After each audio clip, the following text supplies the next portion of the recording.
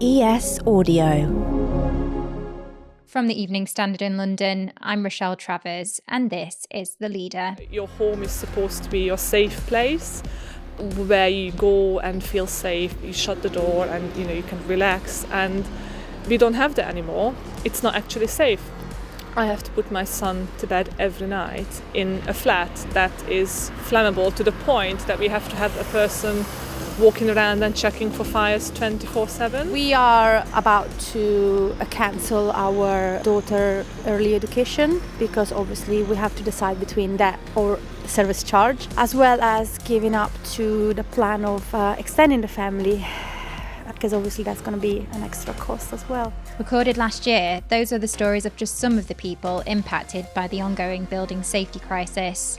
But there may be a bit of hope for some of those affected.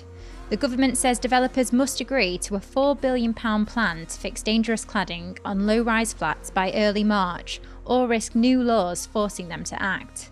It's been years since the Grenfell tragedy. The Grenfell community have been fighting for justice for years now, and there have been individuals who have been trapped in buildings which are unsafe, and other individuals who found themselves incapable of moving because of the failure to resolve the situation.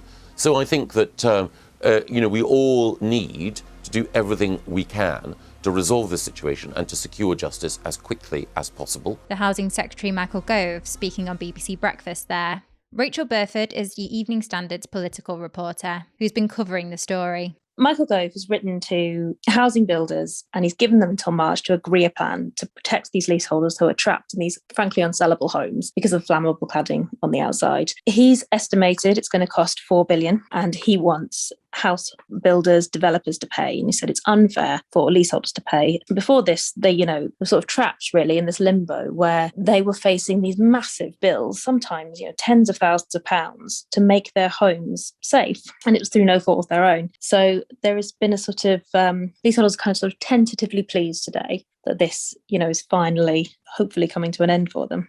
And how have developers reacted? It's been a mixed bag, really. Obviously, they don't think they should have to step up and pay the full bill. Their point is a lot of the materials they used at the time were government approved and were deemed safe. And it was only after the sort of Grenfell tragedy in 2017 that it was revealed that they weren't.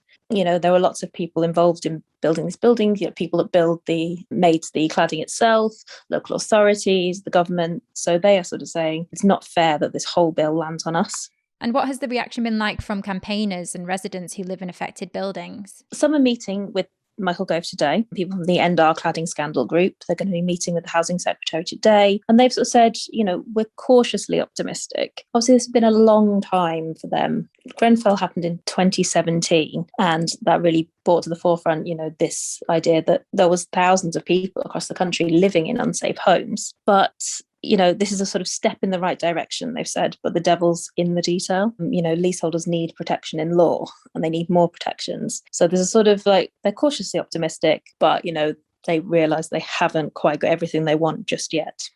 Is there still a danger of people who could fall through the cracks and not qualify for help, even if these plans are successful? Yeah, absolutely. So after Grenfell, local authorities and housing groups did big surveys of their buildings to check how safe they actually were. And lots of them found that there were sort of cladding issues, but also other issues, structural issues, issues with fire safety plans. These were all sort of brought up as well. So, I've been talking to some leaseholders today in Blocks and Tower Hamlets, where they found that their cladding was dangerous, but also there was sort of structural issues with the building itself. And it's sort of unclear whether these will be covered in this new fund. I mean, this fund is just for cladding at the moment. So what happens to these leaseholders who have got other problems with their buildings? Are they still going to have to foot the bill for those problems? And that's a question that just hasn't been answered yet. This is a national crisis, but how big of an issue is cladding and building safety in London specifically? It's very big in London. I mean, London is obviously the biggest city in the UK. It has the most buildings with this flammable cladding. There's huge amounts of development all over the city, and there have been, in the last decade